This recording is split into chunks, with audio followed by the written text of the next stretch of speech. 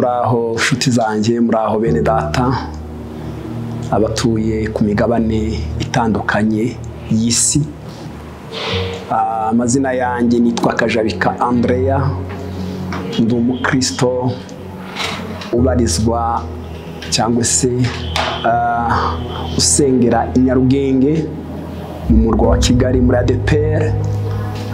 Nkaba ndi umudiyakoni kuri iryo torero rya Nyarugenge. Iyi ni umwanya rero mfashe kugira ngo tuganire ijambo ry'Imana mu mwanya utarambiranye, umwanya muto, magambo ari ku mutima wanje nifuza yuko nababwira uyu munsi. Ndabasabira kugira ngo muyumve kandi abe amagambo afasha ubugingo bwanyu. Tugiye gusoma amagambo aboneka hano mu gitabo cya Rusi. Rusi ni igice cya mbere, umurongo waho ni uwa 16.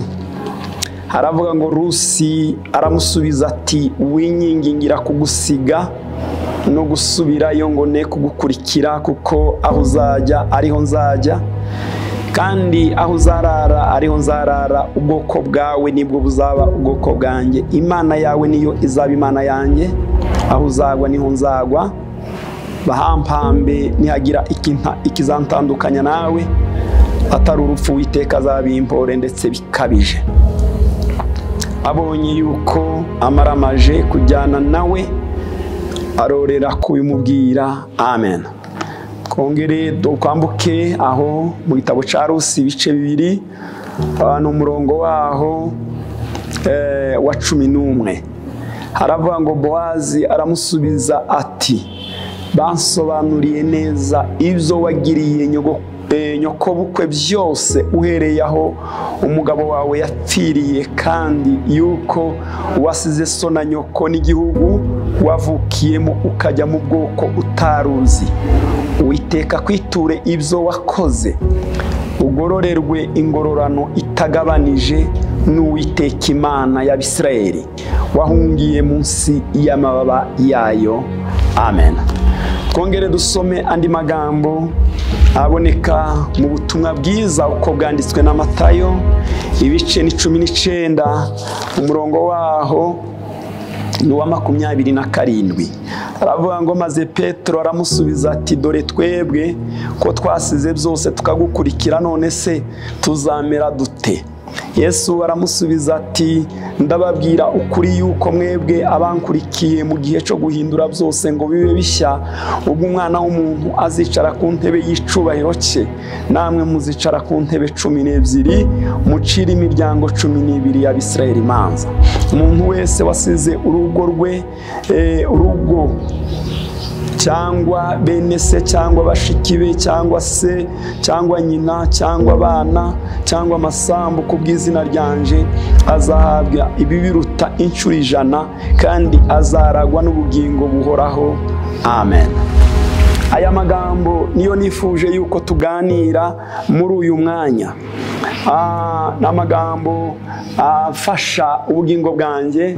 Ndashaka kubabwira umumaro wo gusiga byose, umumaro wo gusiga byose tugakurikira Yesu. Ijambo ry'Imana ritubwiye inkuru z'umudamu umwe w'umupfakazi witwa Rusi.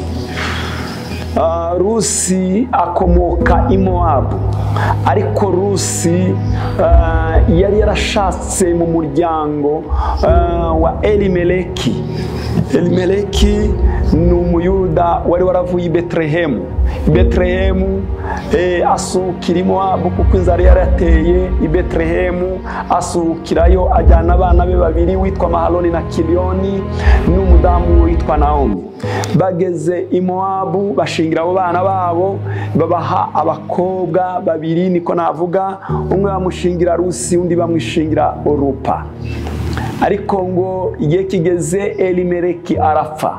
Bukeye abo bahungu Mahaloni arapfa na Kiliyoni arapfa, ariko bapfuye bamaze gushaka hasigara abapfakazi batatu. Ico gihe habaho umubabaro mwinshi, ariko amakuru aza kugera kuri Naomi avuga ko i Betelehemu bejeje cyangwa se habonetse ibiryo.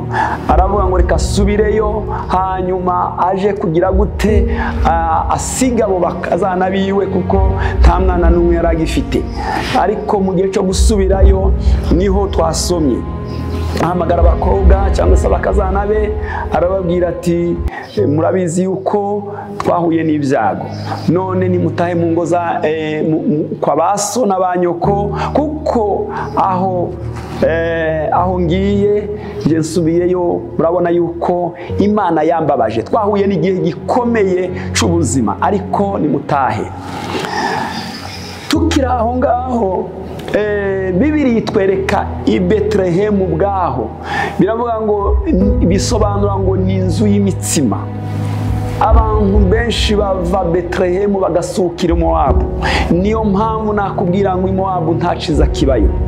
Abantu basize inzu y'imitsima, inzu y'Imana bagasohoka bakaje Moabu, ndabahamagarira kugaruka i Betelehemu ariho mu nzu y'Imana.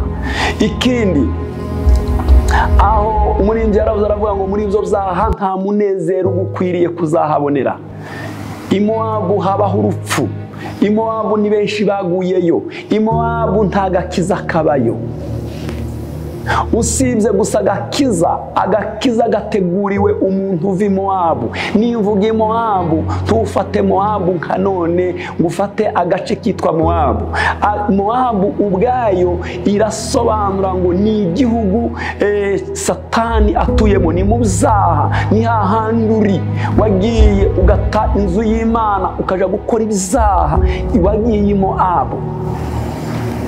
Hanyuma Rusi Orupa asezera nyirabukwe, ariko Rusi amwomaho akaramata. Niho twasomye Rusi aramubwira ngo winyingingira kugusiga kuko aho uzaje ariho uzajya. Imana yawe nizaba Imana yanjye, kandi aho uzarara niho nzarara.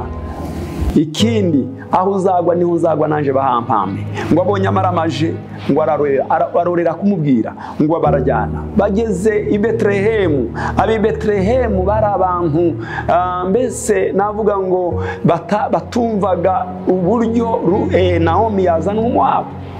Basa naho babashize mu nzu y'akato kuko yazanye umunyamahanga muri Israel, ariko yabaye mu buzima bukomeye, batangira barahumba, baba mu buzima bwo guhumba bw'ubukene, kuko nubwo bari baraho bari bataregurirwa ibyabo byose. Bibiliya iratubwira ngo Rusi aje guhumba, agiye guhumba, ikintu cantangaje aza guhura n'umugabo witwa Boazi. Boazi ngo amubwira ijambo ryiza, kuko yamusanze ari mu murima we. Abasaruzi bamusobanura yuko uwo mukobwa yatangiye mu gitondo ahumba. Ubundi guhumba sinzi nimba uzumva, ni ugufata imyaka yagiye isigara mu murima. Niko itegeko rya Israeli ryavugaga ngo ntimukamare inkokora ibiryo cyangwa se amasaka cyangwa se ingano cyangwa se ibigori, ntimukabimare mu nkokora z'umurima, muza muhasigira abatindi n'abakene, abantu babuze aho bahinga, batagira aho bahinga. Nabo igihe cy'isarura baza banyura aho mwanyuze babone ico baza guha abana babo. Niko Rusi yakoraga, yazaga guhumba. Nubwo wahumba ariko uri umukristo, humura, umunsi umwe Boazi azaza. Boazi ahageze abaza amakuru y'uwo mukobwa wiriwe aho ngaho ahumba. Baramubwira ngo ni wa Moabu kazi wazanye na Naomi, none yatangiye mu gitondo kugeza aya masaha. Boazi yumva imbabazi, aravuga ni mumumpamagarire. Baramuhamagara. Rusi ahageze aramubwira ngo mukobwa wanjye, abanza kumwita umukobwa we.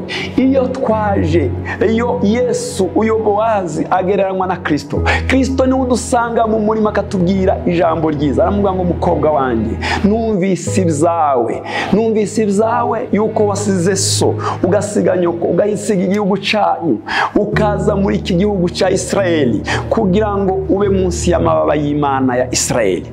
Aramubwira ngo Uwiteka aguhe umugisha, Uwiteka akugirire neza, kandi uko uzaje ugira inyota uzaje unywa ku mazi ateretse hariya mu bibindi, ari hariya mu bibindi, ntukicwe n'inyota. Iyo waje kuri Yesu ubona amazi y'ubugingo. Imana igufashe inshuti yanjye. Bibiliya itubwiye iki? Iratubwira ngo Rusi aratangara, aravuga ngo ndinde kugira ngo ungirire ubu buntu butangaje, umbwire neza ndi umunyamahangakazi. Ariko niko bijya bimera. Hari umurinzi wavuze aravuga ngo nibaza uko Uwiteka yankunze. Yaravuze ngo niki cyatumye unkunda, niki Yesu wanciye. Iyo wagiriwe umugisha n'Imana ugahura na Yesu, wari umunyabyaha ugahura na Yesu neza, utangarira imirimo Yesu agukoreye. Hari umurinzi wavuze aravuga ngo nibaza ico Yesu yanciye ngo kikanyobera, ngo nibutse yacumu bamuteye, nibutse imibabaro yagize, nibutse uko yaje kunshakashaka ndi kure nzimiye akanshira ku bitugu akantarura, abamarayika bakaririmba basingiza yuko naje mbaye umwana w'Imana. Inza mbitekereza izo bintu bikandenga ngo nkabura uko mbivuga nkumirwa. Iyo umuntu yahuye na Kristo arishima. Uyu Rusi yarishimye, ariko reka nkubwire ijambo rya mbere nuko yari yarasize Mowabu. Ibyishimo byuzuye biba imbere ya Bowazi. Iyo akubwiye ijambo ryiza, Yesu nimuganira, uzumva uguwe neza, uzumva umutima wawe hari ikintu gihindutse. Haleluya, haleluya, haleluya. Nukuvuga ngo ubuzima bwawe buzahinduka, uzibagirwa ibyaha wari urimo, uzibagirwa akaga wabagamo, nta hantu warenganiraga. Rusi uwo munsi yayibagiwe. Rusi amarwa umubabaro na Bowazi. Nyuma yaje no kumubyariraho umwana. Uwo mwana bamwita Obedi. Uwo mwana niwe se wa Yesayi. Yesayi nawe abyara Dawidi. Dawidi muzamu mwumva amateka ya Dawidi yakoze muri Isirayeli, umwami ukomeye muri Isirayeli. Uwo nguwo yakomotse hariya kuri Rusi. Rusi ni umugore w'intwari wanditse amateka muri Bibiliya, ariko nta kindi cyabiteye nuko yasize ise na nyina agasiga iwabo, igihugu cy'iwabo. Ngawe nawe hunga uve muri ico gihugu, gusiga byose ugakurikira Yesu bigira umumaro. Petero yabaje Yesu aramubwira ngo se ko twasize byose tugagukurikira tuzahabwa iki? Bari barahamagawe basiga abagore babo n'abana babo, basiga amasambu, basiga abavandimwe, baraza bakurikira Yesu. Ariko ngo Yesu aramubwira ati urabizi Petero, umuntu wese wasize isambu ye, agasiga abana be, agasiga se, agasiga nyina, agasiga byose akankurikira, aravuga ngo mu gihe nzicara ku ntebe z'icubahiro, mwebwe mwabigishwa banje we muzicara ku ntebe 12 kugira ngo mucira Abisirayeli imanza. Kandi ngo nikigeretse kuri ibyo, ijambo rya mbere nzabakubira incuro 100. Incuro 100 z'ibintu mwasize. Arongera avuga ngo mbahe n'ubugingo buhoraho. Bene data munyumva, dusige byose dukurikire Yesu. Siga ubusambanyi, siga ubwicanyi, siga ibyaha by'ubwoko butari bumwe, siga urwo rwango, rusige rujugunye, siga iyo nzika, siga ubwo buhehesi, bisige ukurikire Yesu. Niho uzabona umugisha ukubana n'Imana. Naho ubundi mu gihe cyose uzabuka icomatanye n'ibyo bintu, ndakubwiza ukuri yuko uzarimbuka, ariko hari agakiza. Yesu yabwiye abigishwa ayo magambo kugeza umunsi bavuye ku isi. Bamwe nka Petero yabambwe acuritswe, ariko ashima Imana. Aba bose Bibiliya itubwira yuko barangije neza, usibye umwana wo kurimbuka ari we Yuda. Yuda yari yarananiwe gusiga. Umuntu wanze gusiga azahura n'akaga gakomeye. Yuda yanze gusigirira amafaranga, aravuga ngo reka ngurishe umwami wanjye cyangwa se mugambanire, hanyuma ntibizamenyekana hanyuma, kuko yakoresheje ikintu cy'uburyarya, araza aramusomagura kugira ngo ariho bamufata. Yakoze ikintu kibi cyane. Yuda, Yesu aramubwira ngo ese uragambanisha umwana w'umuntu kumusoma? Yuda afata amafaranga, bafata Yesu. Abantu benshi ko baratanga, ko barareka Yesu kugira ngo bafate amafaranga, bafata abagore beza, bafata abakobwa beza, bafata abasore beza, ariko ngo bakajugunya Yesu, bakareka Yesu, bazabona ishano. Abo bose biravuga ngo banga Imana ntibayisenge, bazapfa bose be kwibukwa. Nshuti yanje, siga byose ukurikire Yesu. Imana igufashe, Imana ikugirire neza. Tugiye gusenga Imana, wihana ibyaha byawe aho uri, aho unyumva, kugira ngo tuzabane nawe mu ijuru, tuzahurire mu ijuru. Niko umuririmbyi yavuze, aravuga ngo tuzaririmbira mu ijuru indirimbo z'abakijijwe. Kizwa uyu munsi, usige byose ubireke, kuko nubireka ijuru ni iryawe kandi uzabana n'Imana. Imana igufashe, usige byose n'akakandi bita ngo ni gatoya, ko kurakarira umwana, kajya akantu bita ngo ni gatoya, ko kwiba amafaranga, ko kubona umuntu ataye amafaranga ukayakandagira kugira ngo ariho ahari atayabona, karya kantu ko kuvuga mugenzi wawe adahari. Bisige byose, Yesu azabana nawe, Yesu azakugororera. Reka dusenga Imana, tugusengera kandi dusabira n'abantu bose bumvise ijambo. Imana iguha umugisha. Rusi yasize byose, abanyirakuruza w'abantu bakomeye, mu gisekuruza cye niho Yesu yavuye. Hariya kwa Yosefu ni mwene Dawidi, Yesu naho yavuye. N'ubu umukiranutsi nureka byose, Imana izakugiraho umushinga ukomeye. Imana izabana nawe, uzaba umutoni w'Imana, uzaba umukundwa w'Imana, uzaba umwana w'Imana, uzanezerwa, umugisha w'Imana uzakubaho. Abantu bazatangara. Nta makuru ya Orupa tuzi, ariko amakuru ya Rusi turayazi. Orupa yasubiye i Mowabu, abantu basubira kwa Satani nta makuru yabo tuzi, ariko amakuru y'abakiranutsi. N'ubu umukiranutsi uko yamera kose azarangiza urugendo rwiwe kandi azabana n'Imana. Reka dusenge. Mana, turagushimiye kuko wumvise aya magambo tubwiye ubwoko bwawe. Reka bihane, reka baguhindukirire, kandi buri muntu wese upfukamye wifuza yuko yabana nawe, ndamusabiye umugisha wawe kandi aguhindukire by'ukuri kandi asige byose. Hahirwa basize byose bakagukurikira, bazahabwa ubugingo buhoraho, bazahabwa ibyo basize inshuro 100. Reka tubitegerezanye amatsiko. Haleluya, haleluya, haleluya. Ngaho emera kubana nabo, emera kubagirira neza, aho bari ku migabane y'isi, aho bari ahantu hose, babane nawe Yesu, kandi gategereze kuza kwawe yuko ugiye kugaruka. Umugisha w'abantu bana natwe, ni mu izina rya Yesu tuzambaje. Amen.